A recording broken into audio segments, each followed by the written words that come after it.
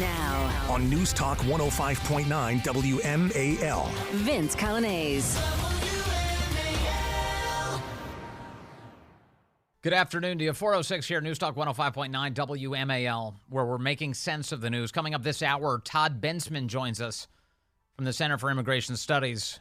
New records being set on our border. Unfortunate records, really, as foreign nationals pour in. AOC says that's totally fine, though, because Ellis Island once existed. She's really saying that. We used to have so many immigrants come through Ellis Island. Why can't we just let foreign nationals illegally pour across our border? Sit down, sweetheart. Let's explain the basics here. She's a member of Congress. She was bragging that that she's really accomplished because she's the youngest woman ever elected to Congress. Regular Doogie Howser, that AOC. She's so brilliant.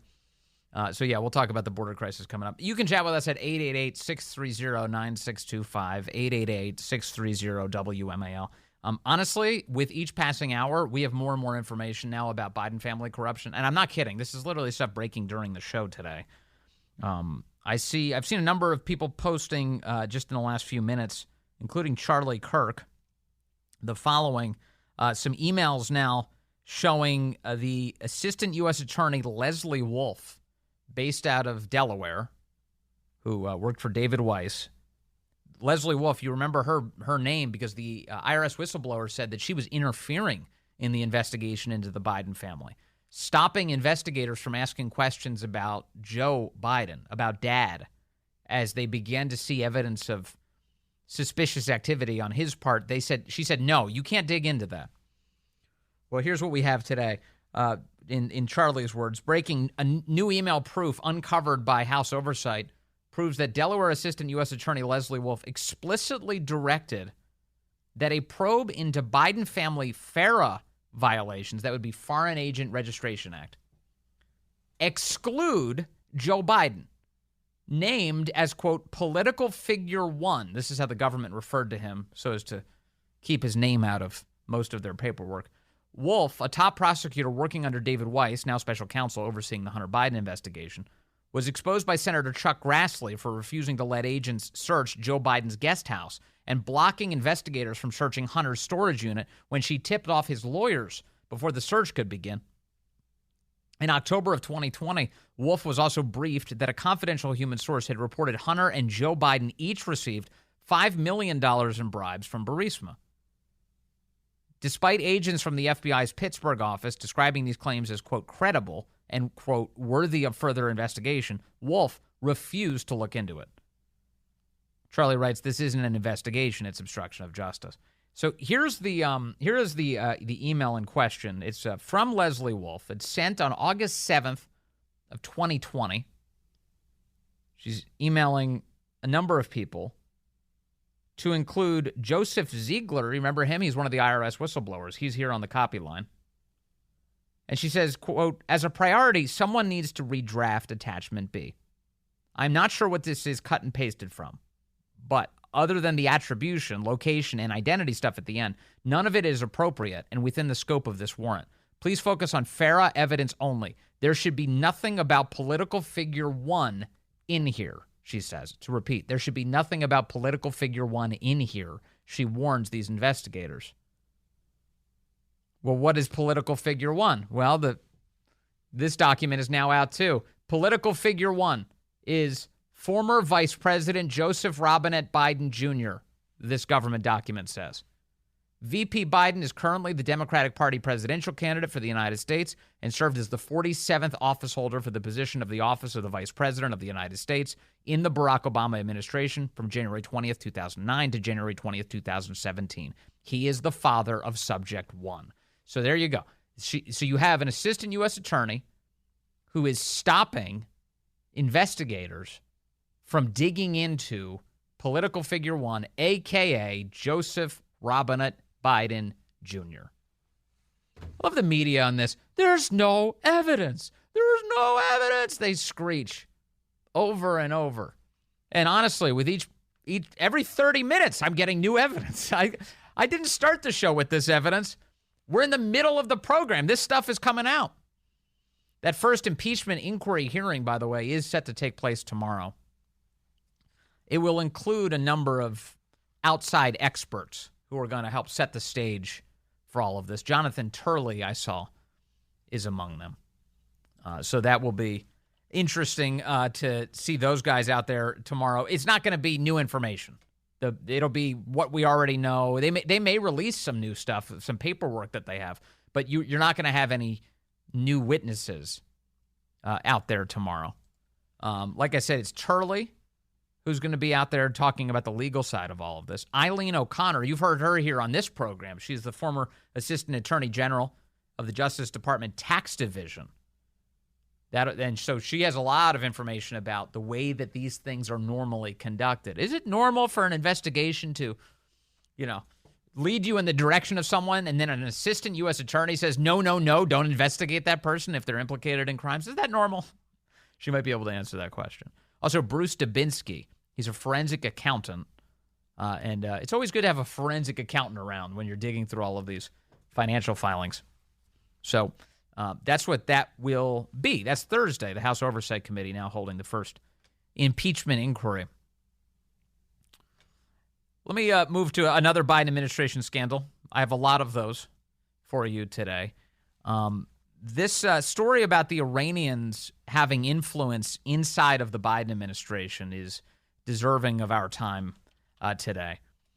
There was a report this week out of a news outlet called Semaphore. It's a relatively new outlet, but it's kind of stock full of establishment journalists. And it's written by an author called Jay Solomon, and the headline is Inside Iran's Influence Operation. Iran's Influence Operation. They say in the spring of 2014, senior Iranian foreign ministry officials initiated a quiet effort to bolster Tehran's image. 2014, that's Obama. And positions on global security issues, particularly its nuclear program, by building ties with a network of influential overseas academics and researchers. They called it the Iran Experts Initiative. Got it? So the Iranian Foreign Ministry set up something they called the Iran Experts Initiative. The scope and scale of this IEI project has emerged in a large cache of Iranian government correspondence and emails, reported for the first time by Semaphore and Iran International. The officials working under the moderate President Hassan Rouhani congratulated themselves on the impact of the initiative. At least 3 of the people on the foreign ministry's list were or became top aides to Robert Malley, the Biden administration's special envoy on Iran, who was just placed on leave this June following the suspension of his security clearance. So the top Iran guy in the Biden White House is a guy called Robert Malley, and 3 of his aides were a part of an Iranian influence operation here in the United States. That's the report this week. Have you heard a lot about this? That seems like a big deal, right? The Biden administration tried to bring back the Iran deal from the Obama era. They made the Iranians unbelievable offers in order to try and bring it back. The Iranians didn't bite. They kept asking for more and more, so that Iran deal not back in place yet. But we have another Iran deal we just did a couple weeks ago where we gave them billions of dollars, which they will now use to prosecute the war on America, the war on freedom, the war on liberty, the war with terror, being the leading sponsor of terrorism in the world, the Iranians. We gave them a bunch of, crooks, liars, prisoners back that we had in custody. That's what we did. And that's what the Biden administration did. And so Robert Malley was the top Iran official for the Biden administration until he was placed on leave in June. Now, that's kind of an interesting detail, isn't it? That he was just placed on leave in June. And here's why. If we go back on all of this, Politico had a report August 28th on this guy, Robert Malley. Why was he suspended? How come you haven't heard much about it? That the top Iran guy was suspended in the Biden administration. An Iran mouthpiece's scoop draws Republican ire, wrote Politico. This is August 28th, now a month ago. Republican lawmakers are calling for the State Department to probe how the Tehran Times, an Iranian state-run media outlet, obtained a purported memo informing U.S. Special Envoy for Iran, Rob Malley, that his security clearance was suspended. House Foreign Affairs Committee Chairman Mike McCall of Texas said Monday in a statement that Foggy Bottom needs to do a top-to-bottom security review because I'm concerned they have a leak.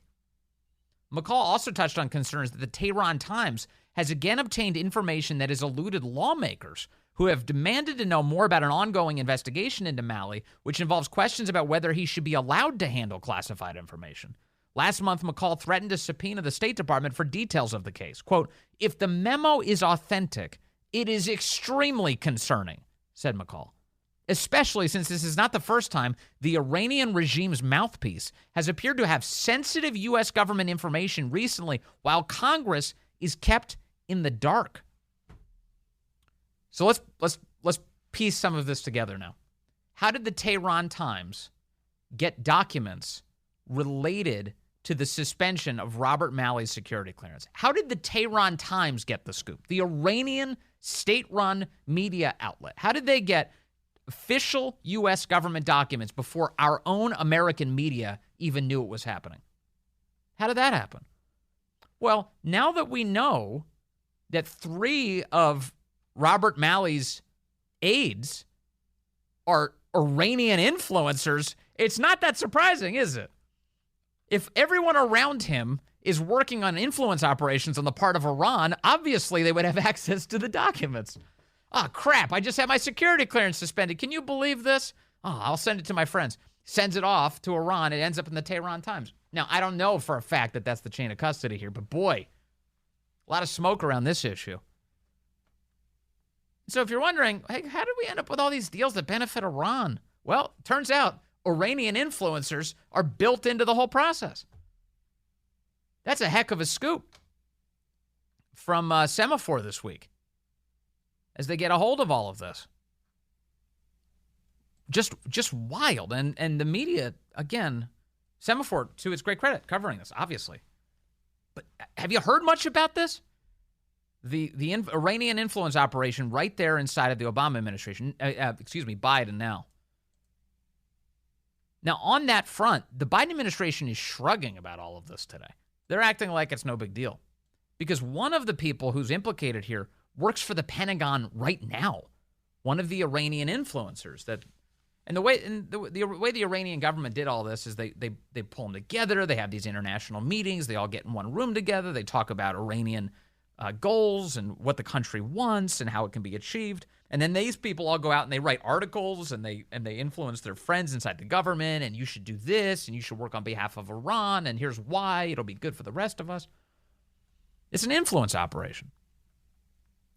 Free Beacon with a piece today. Pentagon defends Biden appointees' alleged membership in Iranian influence network. Adam Credo writing, the Pentagon is standing by a senior official identified in a Tuesday morning news report as a member of a vast Iranian influence network, telling the Washington Free Beacon the individual was, quote, properly vetted before being awarded a security clearance. The report from Semaphore, based on emails from senior Iranian officials, detailed a vast communications network known as the Iran Experts Initiative, linked to the hardline regime in Tehran. That network, the emails suggest, includes the Pentagon official Arian Tabatabai, as well as other influential overseas academics who reported to Iran's foreign ministry and helped push Tehran's talking points with American policymakers. The existence of this network was outlined in a cache of Iranian government documents reviewed by Semaphore. A Pentagon spokesman told the Free Beacon that Tabatabai was subjected to a full security screening before being hired. Quote, Dr. Tabatabai was thoroughly and properly vetted as a condition of her employment with the Department of Defense, the spokesman said. Quote, we are honored to have her serve. What? So the report, when did Adam publish this? Adam published it, the deadline on it is September 26th. So he published it yesterday in reaction to all of this news. So the Pentagon didn't even pause to think about this. They just instantly and reflexively said, she's great, we did a background check, everything's fine, and we're very proud of her? What is that? Why wouldn't you at the very least say, we're going to investigate this, we're suspending her for now, while we get to the bottom of it, until we're satisfied that she's not an agent of a foreign power, especially an adversarial one? Nope, nothing like that. No, it's not in the Biden administration. Everything's fine, shut up, go away, she's wonderful, we did a security clearance, stop asking questions. And so that's it. That's the Free Beacon says the Biden administration is just shrugging. Whatever. Iranian influence operation inside of the Biden administration. We'll keep track of this story. There may be more to come. It's 4:21 now. The new WMAL app has arrived. Download it today and listen anywhere in the world. I was just made aware that CNN did actually mention this Iranian influence story. Most outlets did not. CNN did. Jake Tapper had John Kirby on last night on this subject. And here's how that went, a little bit of that.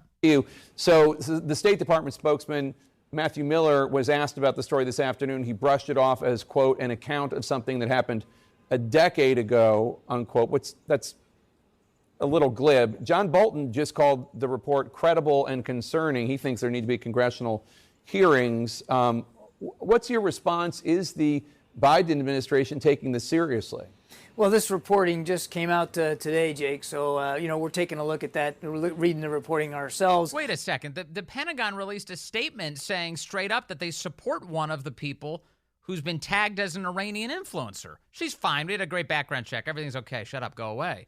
And now here's John Kirby saying, it just came out. We haven't had time to really think about it. And we haven't come to any conclusion about the press report itself or its validity. So I think we're just going to have to see where this goes and take a look further at the press reporting from Semaphore. I just don't have any conclusions to speak to now. I would add, though, all this aside, the Iran deal, when signed, did set Iran back by many, many months in terms of their breakout opportunity to reach a new... Come on, please. So we just don't know enough, says the guy who runs the adult White House press briefings. It's not then too early to tell. Well, you've had a day. Where's your statement? Have you taken a look? Have you launched an investigation? Of course not. They're just eager for it to go away. Coming up, Todd Bensmant will be with us from the Center for Immigration Studies as the Border Patrol reports new records, deeply unfortunate ones, when it comes to foreign nationals pouring into our country. That's ahead. News Talk 105.9 WMAL. Making sense of the news. Well, good afternoon to you. It is 4:35 here, News Talk 105.9 WMAL, where we are making sense of the news. You can join us today at 888-630-9625, 888-630-WMAL. Who gave AOC access to the internet and a camera? Who would do such a thing? Numbers of when it comes to people coming to New York City today are nothing. I'm telling you, nothing compared to the daily amounts of people that we saw coming in through Ellis Island in the first half of this century. We're seeing, more than 12 million immigrants that passed through Ellis Island between 1892 and 1954. And we had seen just huge numbers of people coming in per day that far eclipsed what we're seeing right now. She has no idea what she's talking about. She just, 1892 to 1954 is 63 years. That's 63 years of time. That's how long it took for 12 million people to come into our country by way of Ellis Island legally. Since Biden took office, 7.6 million illegals at least have come into the country. She has no idea what she's talking about, but she's in charge, and I'm not, apparently. Todd Bensmant is a guy who studies all of this for a living. He's a senior national security fellow at the Center for Immigration Studies and the author of the book OVERRUN, How Joe Biden Unleashed the Greatest Border Crisis in U.S. History. Todd, good afternoon to you, sir.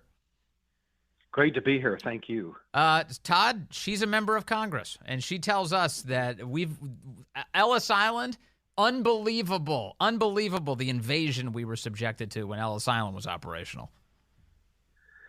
Yeah, there's a slight difference, though, even if she were right, which she's not. The rate of incoming over the southern border is far greater than the rate of incoming at Ellis Island. But the bigger difference and the more important difference is that for the Times, that was legal entry. We had a program in place that got, as time went on, became even more regulated over the 60 plus years.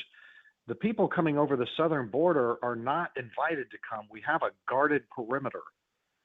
This is very different. I would say that you can't really compare the two at all, but it makes it even worse that such a high rate of people are entering the country illegally and are being let in. Yes. So that sort of undermines our legal system, terribly undermines our legal system. But in her own dopey way, she is revealing the kind of the underlying thought process of the radicals on the left. They don't actually see a distinction between legal and illegal immigration at all.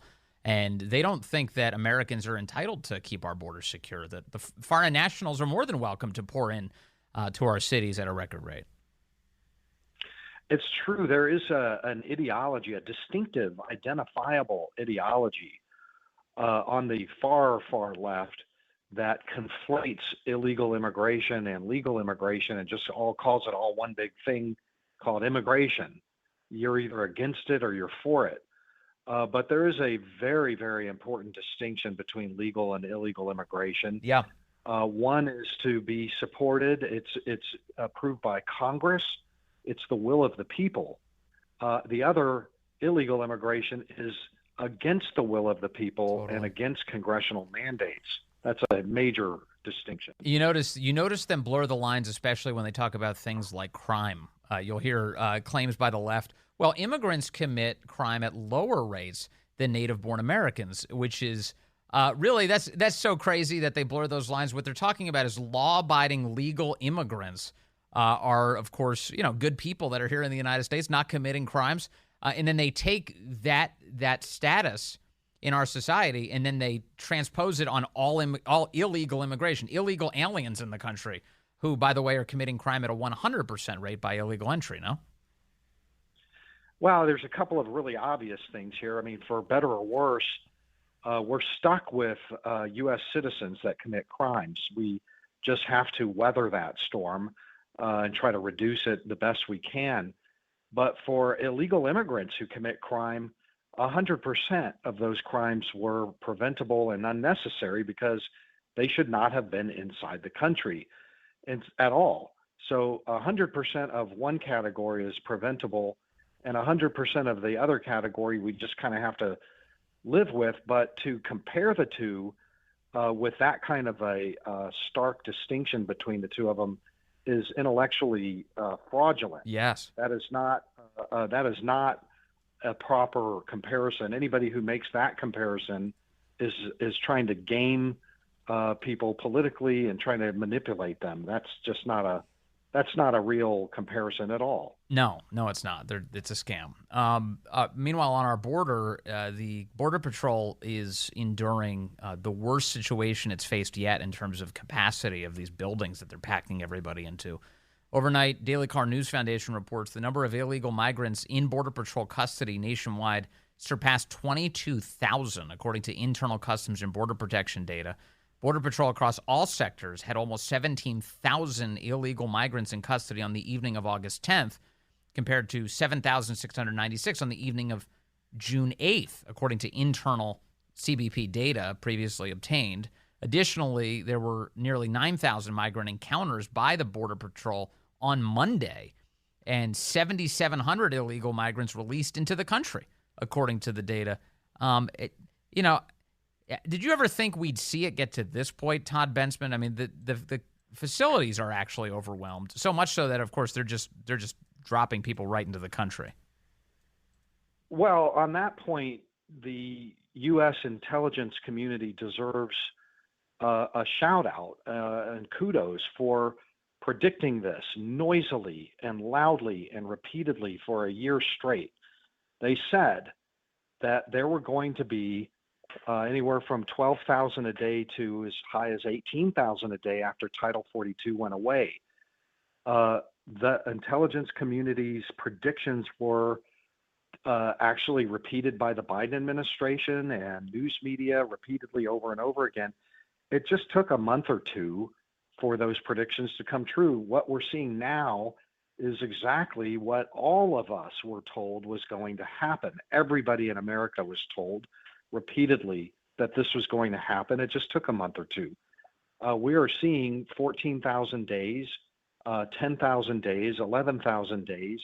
And because the administration is letting the vast majority of them into the country, actually releasing them, not doing anything Trumpian or harsh or, sending people back in large numbers, those numbers ought to be escalating just like all of us said that it was going to happen. I wish I could say that, all the predictions that we made were me and columns and my colleagues over at the Center for Immigration Studies that were brilliant. Really, it was obvious that because immigrants they just wait when there's a big policy change, they just wait a little bit and then they're tentatively creeping forward to see what will happen. And what they saw happen was everybody got in. And so everybody's coming. The whole world is coming. 85,000 came through the Darien Gap between Colombia and Panama just last month, probably 100,000 this month. That's 8 and 10 times the normal that come in for an entire year through that gap. You ain't seen nothing yet, New York and Chicago. You have seen nothing yet. What is the magnet for all of this? Why has the bat signal gone up for the whole planet at this point, and everyone's just piling into the country? What is the big magnet for that? Well, I spend a tremendous amount of time with the immigrants on the ground while they're still in Mexico, as they're crossing, et cetera. I always ask them. For 2.5 years I've been down there. I've asked thousands of them that very question. The answer is always, they're letting us in. That's it. There's just not their countries are no good, or they want to leave there. They want to make money. They can make more money here and all of that. That's all steady state stuff. That doesn't change from month to month or year to year or decade to decade. What does change is the door opens and closes, and the door is wide open, and they're coming for it, and they say so. All you got to do is ask them. They'll tell you straight up. I remember early in the Biden administration when illegal aliens started pouring in, there were a couple of reporters dared ask questions on television about this, and you had some of these illegals straight up saying, "Thank you, Joe Biden. Joe Biden is the reason I'm here. I didn't want to come during Trump." Do you hear that often? Oh, yeah, all the time. I videotape them. I post those videos, but this is not a complicated calculus at all. If you are going to spend $10,000 that you don't have, beg, borrow, steal, sold your house, sold the plot of land, whatever, you want to know with high probability that you are going to get in and stay in. It's that simple. If you are going to get thrown back into Mexico or actually detained for a long period of time or something bad like that, right, you're not dropping the 10 grand. You're staying home. It's simple. Todd, what are the costs to us? And you can speak of them in any way you like, whether it's financial or societal or criminal. What are the costs of this much unfettered illegal immigration? Well, financially, you're seeing this in places like New York and Chicago. They're spending, hundreds of millions of dollars and even billions of dollars, all unfunded burden, unfunded. They did not expect it. That's a big problem. But this is a very child-centric mass migration crisis. If you have a kid, you're guaranteed in. If you are a kid, you're guaranteed in. And so that's the significant portion of the demographic that has been entering over the last few years. And those kids have to go to school. They're going to go to public school. So you're seeing public school systems around the nation having to struggle with these huge numbers of migrant children that are entering that they didn't expect. And so you're already having, bond elections, tax spiking bond elections, criminal kind of problems, like things that they never had before, those kind of things. And you're seeing, purchases of portable classrooms. Sometimes I wish that there was a publicly traded company that did portable classrooms, because I'd buy into that right now. But then you're also going to have, and we're already seeing, very significant anecdotal criminal behavior of just the most heinous type of criminality. that some of these immigrants, not all of them, of course, Right. but there is crime, and they have to go through our criminal justice system. They're clogging our criminal justice system already. The costs are just like, nobody is insured, and these millions of people that have entered are uninsured, medically uninsured, and are costing hospital groups and hospital systems. They're all in the red. Go look it up. Our hospital systems and healthcare systems across the country are just massively staggering under this. Not very well reported, but it's happening. So we're going to be living with this. It's transformative. I'm not talking about like cultural assimilation or anything like that. I leave that to others. I think most Americans are concerned about their pocketbooks, as always. And this is going to nail everybody in the pocketbook. Wherever you live in this country, it's going to get you. Yes. And by the way, on the cultural assimilation front, I mean, if we're having people from across the entire planet, there is no cultural commonality. It's literally the whole planet. It's kind of hard to assimilate that many people over that quickly. You don't really assimilate. You just kind of lose the culture you already have. That's typically how these things go. Todd Bensmant, really appreciate your time today from the Center for Immigration Studies. Thank you for giving us an overview of what's happening right now. Really appreciate that, sir. Thanks for having me anytime. Yes, sir. Yes, sir. Good to have you. All right, your calls in just a moment. But tomorrow on the Chris Plank Show, got the big Republican debate tonight and President Trump's counter-programming speech. 9 a.m. on WMAL. Let's go to the phones. We've got Richard calling in from Frederick, Maryland, line 5. Richard, good afternoon. You're on the Vince Coglianese Show. Hi. You were wondering about the financial cost. According to the Federation of Americans for Immigration Reform, and this was several months ago, it costs approximately $170 billion per year to cover the cost of illegal aliens in the United States at that time. Mm-hmm. Since that has happened, we've had Joe Biden's influx of Lord knows how many more. Right. So what we're basically going to be looking at is we're going to be looking at increased property taxes to cover the schools and et cetera. We're going to be looking at increased medical insurance costs to cover the cost of illegal aliens who have no insurance that go to the emergency rooms in the hospitals. There are some hospitals in this country, especially down in Texas, they don't have bed space for people that get sick because the bed space is taken up by illegal aliens. You can check into that because that report has been on Newsmax. Yep.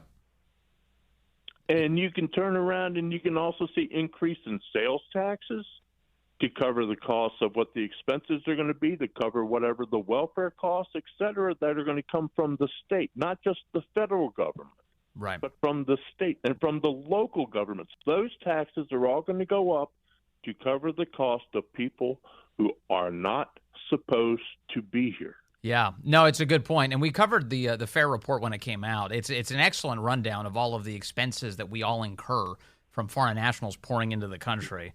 And those and you're right. Yeah. Those numbers, the biggest expense is K through 12 education. That's the one where we pay the most. The whole country gets stuck with the bill. So somebody else's kid from some other country comes in here, and then they get into the school system. You're talking nearly $80 billion in expenses for the American taxpayer just to cover that. Yeah. You've got health care, as you mentioned.